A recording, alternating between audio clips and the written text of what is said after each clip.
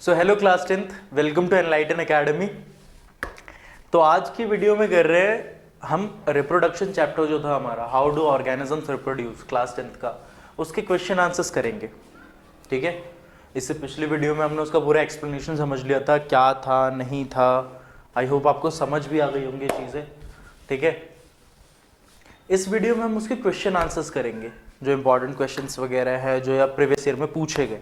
अच्छा, एक और इंपॉर्टेंट चीज़ कि इसी वीडियो के डिस्क्रिप्शन में मैं एक लिंक देते जाऊंगा, किसका, प्रीवियस ईयर क्वेश्चन जो पर्टिकुलरली इस चैप्टर से पूछे गए, जो बार बार रिपीटेड क्वेश्चन है, वो बहुत ज़्यादा इंपॉर्टेंट है।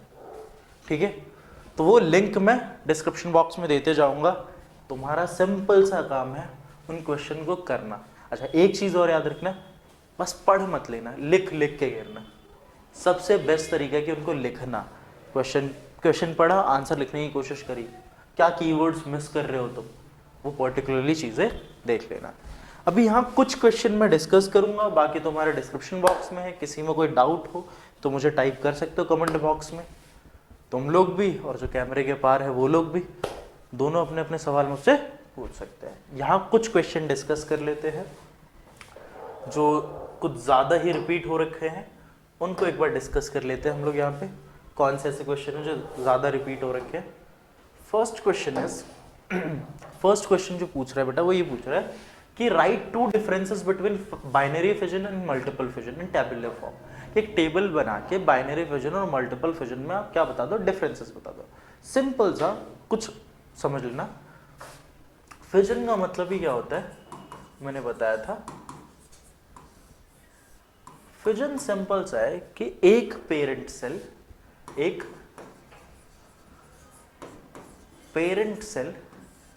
डिफरेंट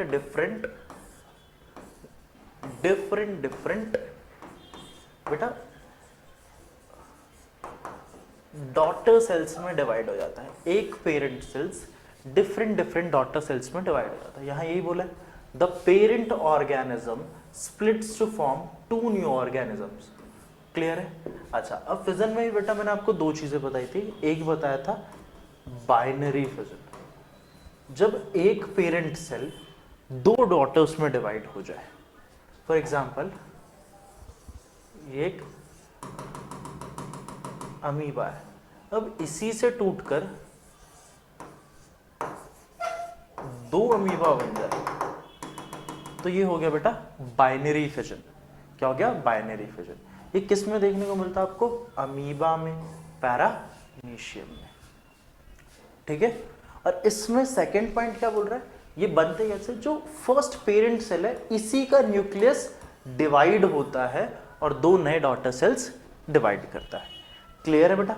मल्टीपल फिजन क्या है बेटा, बाइनरी में एक डिवाइड होकर दो बनाता था, मल्टीपल में मान के चलो बेटा ये छोटे छोटे सेल्स डिवाइड होकर बनते जा रहे हैं।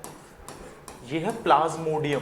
कौन है बेटा, प्लाज्मोडियम। इसमें एक ही पेरेंट सेल में कई सारे डॉटर सेल्स बनना स्टार्ट हो जाता है। The parent organism splits to form many new organisms at the same time.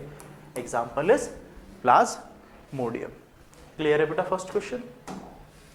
Second question क्या बोल रहा है, व्हाट हैपेंस, क्या बोला बेटा, what happens when A planaria cut into pieces. क्या होता है बेटा, प्लेनेरिया कट इनटू पीसेस। हमने देखा था इसका,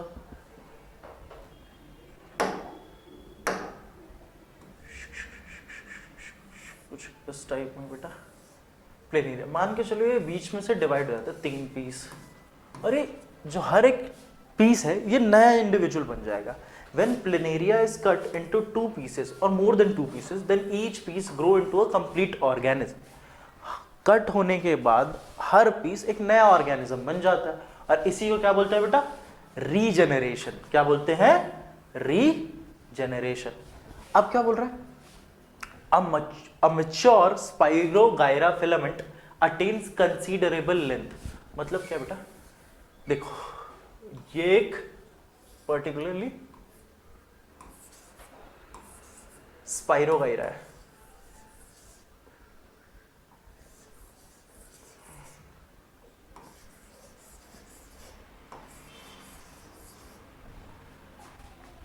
ये एक पर्टिकुलरली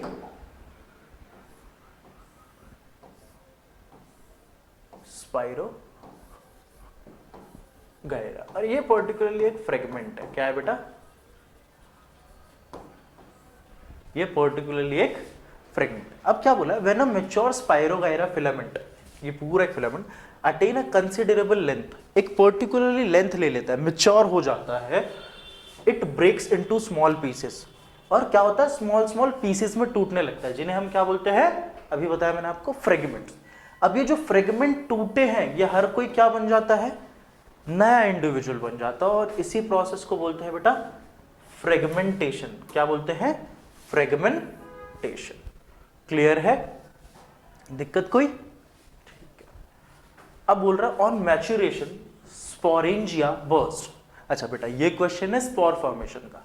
अब जैसे देखो, ये एक पर्टिकुलरली स्पोर है, ठीक है, इसके अंदर ये स्पोरेंज है, इसके अंदर कई छोटे छोटे छोटे छोटे छोटे छोटे क्या होंगे? स्पोर्स होंगे। जैसे जैसे इसके अंदर बेटा ये स्पोर्स बढ़ते जाएंगे, अंदर का प्रेशर बढ़ते जाएगा, और जैसे ही ये प्रेशर बहुत ज्यादा बढ़ जाएगा, ये बर्स्ट हो जाएगा, और ये जो स्पोर्स है ये बाहर आके किसमें? हमारे सॉइल में मिल जाएंगे, और सॉइल में मिलने के बाद जब इन्हें फेवरेबल कंडीशन मिलेगी, अच्छा टेम्परेचर, मॉइस्चर, सारी चीजें मिलेंगी, ये दोबारा एक नए राइजोपस में बन जाएंगे। तो ये बोला when sporangium burst large number of spores are released in air, ठीक है, जब वो बर्स्ट होता है तो कई सारे स्पोर्स एयर में निकलते हैं। When these spores land on food और सॉइल, कहीं भी, और उन्हें फेवरेबल कंडीशन मिल जाए, वो जर्मिनेट करके न्यू इंडिविजुअल बना लेते हैं बेटा। क्लियर है ये बात सबको? नेक्स्ट क्वेश्चन पे बढ़े। Third question, name the following thread like non reproductive structure present in a Rhizopus. जब चैप्टर पढ़ा रहा था उसी टाइम पे एक बात बताई थी कि राइजोपस में दो पार्ट्स आपसे बहुत ज्यादा पूछे जाते हैं, इंपॉर्टेंट है, एक रिप्रोडक्टिव पार्ट, एक नॉन रिप्रोडक्टिव पार्ट। क्लियर? दोनों के नाम भी बताए थे मैंने। जो thread like non reproductive part होता है उसे बोलता है HYPHAE। क्लियर है? और जो दूसरा बल्ब लाइक स्ट्रक्चर होता है आपका, जो कि आपका रिप्रोडक्टिव पार्ट होता है, उसे बोलते हैं स्पोरेंजिया। क्या बोलते हैं बेटा? Sporangia. Explain how these structure protect themselves and what is the function of these structure released from the blobs in rhizopus। ठीक है, तो the structure is called spores. अब वो बल्ब लाइक, जो ब्लॉब लाइक स्ट्रक्चर होता है, उसके अंदर क्या होता है बेटा? स्पोरेंजिया के अंदर स्पोर्स, और इसकी जो आउटर कवर होती है वो बहुत ज्यादा क्या होता है बेटा? थिक वॉल से प्रोटेक्टेड होते हैं। क्या होता है? थिक वॉल से। और जब इनके अंदर ये प्रेशर बहुत ज्यादा बढ़ जाता है तो ये बर्स्ट होते हैं और आउटर सरफेस पे आते हैं, फेवरेबल कंडीशन मिलती है, और उसके बाद क्या करते हैं बेटा? नए ऑर्गेनिज्म बना लेते हैं। क्लियर है? इसमें कुछ खास है नहीं, अभी पढ़ा था। अच्छा, फिर क्या है क्वेश्चन बेटा? ओवरी, जो ह्यूमन फीमेल में प्रेजेंट है एक ऑर्गन, उसके क्या फंक्शन है? फर्स्ट मैंने बताया था आपको, ये ओवा जो कि एक फीमेल गैमेट्स है उसको प्रोड्यूस करता है बेटा। दूसरा क्या है? ये फीमेल हार्मोन, फीमेल हार्मोन जो है कौन कौन से? एस्ट्रोजन और प्रोजेस्टेरॉन। इनको भी कौन बनाता है बेटा? यही बनाते हैं। एस्ट्रोजन और प्रोजेस्टेरॉन को भी कौन बनाता है? ये ओवरी। क्लियर है? दोनों काम याद रखना बेटा। नेक्स्ट, अच्छा, what provide nutrition to the human sperm and state the genetic constitution of sperm. तो बेटा जो हमारे दो ग्लैंड बताए थे मैंने आपको, एक बताया था सेमिनल वेसिकल और एक बताया था प्रोस्टेट ग्लैंड। यही हमारा ह्यूमन स्पर्म को न्यूट्रिशन प्रोवाइड कराते हैं, और साथ ही साथ सीमन भी प्रोवाइड कराता है, जिससे कि वो थोड़ा फ्लूइड नेचर का हो जाता है और उसका ट्रांसपोर्टेशन बेटा ईजी हो जाता है। अच्छा, अब हमारा ह्यूमन स्पर्म क्या कंटेन करता है? तो उसमें 50% एक्स क्रोमोसोम होता है और 50% वाई क्रोमोसोम, दोनों 50-50% होता है। क्लियर है बेटा? इसी पे आपका बी क्वेश्चन है, mention the chromosome pairs in a zygote which determines the sex. Female child का जो जाइगोट होता है उसमें कौन से क्रोमोसोम्स होते हैं? फीमेल में आपको पता है XX होता है और मेल में XY। क्लियर है? तो यही क्वेश्चन था बेटा। उसके बाद बोला है list 3 techniques that have been developed to prevent pregnancy, which one of these techniques is not meant for males, how does the use of these techniques have a direct impact on the health and prosperity of a family। सबसे पहले 3 techniques बतानी है बेटा, बता देते हैं। सबसे पहले आता है फिजिकल बैरियर।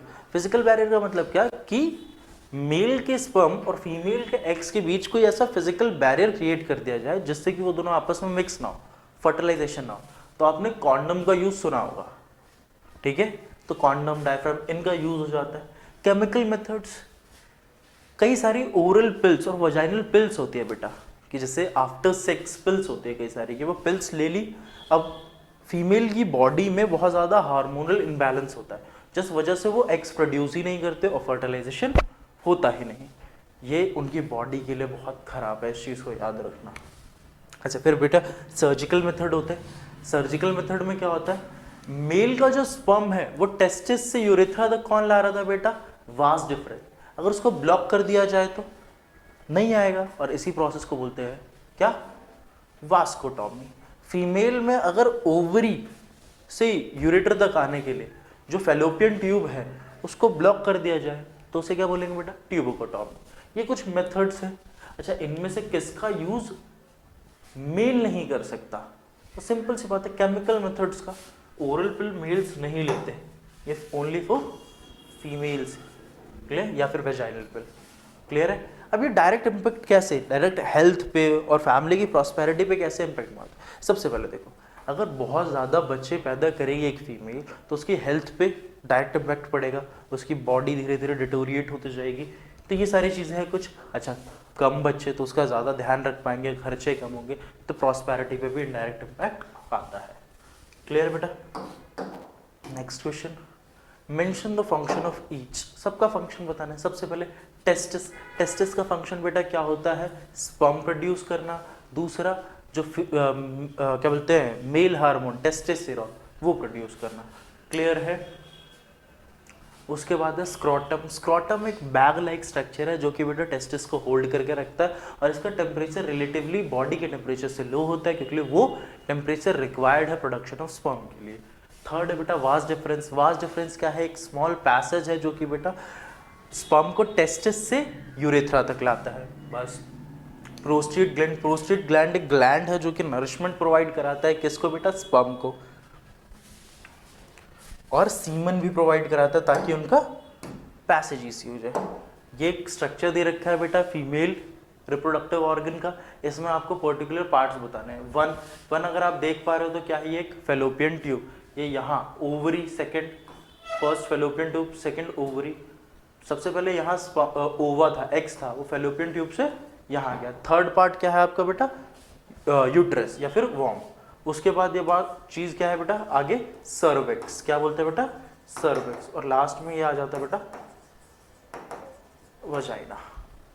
ये याद रखना है, इंपॉर्टेंट है, इसे बनाना भी आना चाहिए आपको। Next question, what does HIV stands for, is AIDS an infectious disease, list any 4 modes of spreading AIDS. हाँ ठीक है बेटा, सबसे पहले HIV क्या है। HIV बेटा बेसिकली एक वायरस है जिसकी फुल फॉर्म है ह्यूमन इम्यूनो डिफिशियंसी वायरस। इस HIV वायरस के कारण ही बेटा एड्स होता है। अब एड्स एक डिसीज है जिसकी फुल फॉर्म भी याद रखना आप लोग। एड्स की फुल फॉर्म में इंपॉर्टेंट है एक्वायर्ड इम्यूनो डिफिशियंसी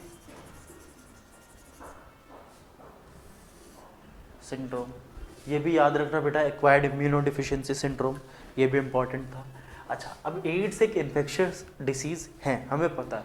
इसके ये फैलता है कई मेथड से, सेक्सुअली भी फैलता है, उसके अलावा भी किन किन तरीके से फैलता है समझेंगे। सबसे पहले अगर आप एक पर्सन जो कि एड्स हो रखा है, HIV इन्फेक्टेड है, HIV पॉजिटिव है, उसके साथ अनप्रोटेक्टेड सेक्स कर लेते हैं विदाउट कॉन्डम, तो हो सकता है।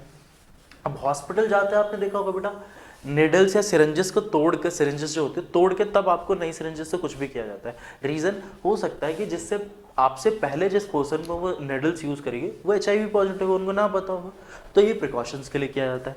जब आप बेटा शेविंग के लिए जाते हो बार्बर पे, तो वो आपने देखा होगा बार्बर ब्लेड्स बदलते हैं, रेजर्स होते हैं, क्यों? क्योंकि पॉसिबिलिटी कि अगर कंटामिनेटेड ब्लड उस एक इन्फेक्टेड पर्सन को और आपका दोनों कांटेक्ट में है तो आप भी HIV पॉजिटिव हो सकते हो। किसी भी तरीके से ऐसे ब्लड प्रोडक्ट, मान के चलो आपने किसी HIV पॉजिटिव का ब्लड ले लिया, कई सारे तरीके हो सकते हैं। बेसिकली यही रहता है कि ब्लड, अगर आपको ब्लड प्रोडक्ट्स का एक्सचेंज हो जाए या फिर आप सेक्सुअली किसी के साथ इंटरकोर्स कर लो, ठीक है। लिस्ट 3 टेक्निक, सॉरी बेटा लगता है ये क्वेश्चन पहले आ चुका है, तो इसको आपको पता ही है, 3 टेक्निक्स वाला भी कराया हमने, दोबारा आ जाएगा, कोई नहीं। अच्छा, नेक्स्ट बोल रहे बेटा, explain giving one example of each, the unisexual and bisexual flower. ये पढ़ाया हुआ है बेटा।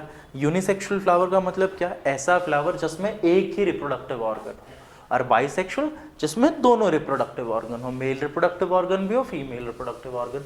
तो यूनिसेक्सुअल फ्लावर मैंने आपको बता दिया, या तो उसमें स्टामेन होगा मेल रिप्रोडक्टिव पार्ट, या फिर उसमें कार्पेल होगा female reproductive part, for example papaya है, फिर वाटरमेलन। बाइसेक्सुअल बेटा जिनमें दोनों हो, जिनमें दोनों हो, ठीक है, मेल और फीमेल पार्ट दोनों प्रेजेंट हो, फॉर एग्जाम्पल हिबिस्कस या फिर मस्टर्ड। क्लियर है? सिंपल था। Next question, state the role of placenta in the development of embryo. Placenta का एम्ब्रियो को डेवलप करने में क्या रोल है? सबसे पहले बेटा प्लासेंटा है क्या?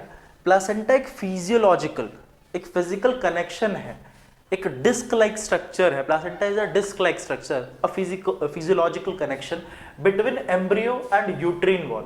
जो फीमेल, जो मदर है, उसके यूट्रीन वॉल और एम्ब्रियो के बीच एक कनेक्शन है। कौन? हमारा प्लासेंटा। और ये क्या करता है? ये मदर से न्यूट्रिएंट्स और यूजफुल सब्सटेंसेस प्रोवाइड कराता है, और waste products, urea, carbon dioxide, इन सबको बाहर निकालता है। क्लियर है? कौन करता है ये? प्लासेंटा। बेटा प्लासेंटा का काम पता चल चुका होगा आपको। आगे बेटा बढ़ते हैं। List 4 advantages of vegetative propagations. अच्छा बेटा, वेजिटेटिव प्रोपगेशन आपको बताया था। वेजिटेटिव प्रोपगेशन में क्या होता है? सिंपल याद रखना, वेजिटेटिव प्रोपगेशन में क्या करते हैं हम? प्लांट्स के ही वेजिटेटिव पार्ट्स का यूज करके दोबारा प्लांट ग्रो करते हैं। फॉर एग्जांपल, आपने देखा है कि अगर आपको रोज उगाना है तो रोज की स्टेम काट लो, वो उसका वेजिटेटिव पार्ट है, उसे काट दो, रोज दोबारा उग जाएगा। क्लियर है? ये वेजिटेटिव पार्ट्स है। क्लियर? अब इनके एडवांटेजेस क्या होते हैं? देखो, सिंगल पेरेंट से बने हैं, सेम पेरेंट से बने हैं, तो पूरे कैरेक्टर्स एकदम आइडेंटिकल मिल जाएंगे आपको। The characters of the parents plants are preserved. बच्चे जो दूसरा ऑफस्प्रिंग आएगा उसमें भी सेम कैरेक्टर्स आपको प्रिजर्व मिलेंगे, क्योंकि कोई भी हाइब्रिड नहीं हुआ है। अच्छा, जो वायबल सीड्स प्रोड्यूस नहीं करते या फिर बहुत कम सीड्स प्रोड्यूस करते हैं, for example banana, potato, grape, sugar cane, इन सबको उगाने के लिए, रिप्रोड्यूस करने के लिए बहुत अच्छा मेथड है ये। एक ईजियर मेथड है, क्विक मेथड है, सस्ता मेथड है। ठीक है? It is easier to get rid of pathogens from any part of plant by vegetative propagation. अब मान के चलो अगर अटैक भी हो जाता है किसी पैथोजेंस वगैरह का, कोई भी ऐसी चीज जो कि हमारे प्लांट्स को खराब कर सकती है, तो उनसे आसानी से छुटकारा पाया जा सकता है, क्योंकि उसका वेजिटेटिव पार्ट लिया, बाकी जो था उसे हटा दिया, वो दोबारा ग्रो किया जा सकता है। क्लियर रहेगी बेटा ये बात? ये हमारे एडवांटेजेस है। Next question, name the method in which sporangia reproduce under favourable condition. Sorry, मैं क्या बोल रहा हूँ? सॉरी बोला, name the method by which spirogyra reproduces under favourable condition. अच्छा, अभी हमने पढ़ा था स्पाइरोगायरा का, मैंने एग्जांपल भी बताया था आपको, थ्रेड वाला जो एग्जांपल आया था, तो क्या था वो? फ्रेगमेंटेशन, फ्रेगमेंट्स में डिवाइड हो जाता, और ये असेक्सुअल मेथड है क्योंकि इसमें एक सिंगल पेरेंट इन्वॉल्व है। आगे, व्हाट इज डीएनए? डीएनए बेटा सबसे पहले फुल फॉर्म याद करो, डीऑक्सी राइबो न्यूक्लिक एसिड, बहुत इंपॉर्टेंट है। ये लार्ज नंबर ऑफ न्यूक्लियोटाइड है, मतलब एक तरीके से समझो डीएनए एक यूनिट है, एक हेरिडिटी यूनिट है। क्या है बेटा? एक हेरिडिटी या जेनेटिक यूनिट है, हेरिडिटी या जेनेटिक यूनिट है, जिसका मेन काम है बेटा, जो आपके पेरेंट्स हैं उनके जो ट्रेट्स हैं उनको ऑफस्प्रिंग यानी आप में लाना। जो मतलब मेरे जो बच्चे होंगे उनमें जो मेरे ट्रेड्स जाएंगे, मेरा आई कलर, स्किन कलर, ये जो ट्रेड्स जाएंगे मेरे बच्चों में, वो मेरे डीएनए के थ्रू जाएंगे। ये डीएनए मेरे ट्रेड्स को प्रिजर्व करके रखेगा और मेरे ऑफस्प्रिंग में ट्रांसफर करेगा। ये होता है बेटा डीएनए, ठीक है। It carries genetic information from generation to generation. Clear है बेटा? तो ये कुछ क्वेश्चन हमने किए हैं, बाकी कुछ क्वेश्चंस आपको डिस्क्रिप्शन में मिलेंगे, उनको करने की कोशिश करना। कुछ डाउट आए, कमेंट बॉक्स आपके लिए खुला पड़ा है, वहाँ टाइप करें, पूछें, ज़रूर दूर करेंगे। बाकी मिलेंगे नेक्स्ट वीडियो में। किसी को दिक्कत तो पूछ सकता है नीचे कमेंट बॉक्स में। बाय बाय, मिलते हैं, ठीक है।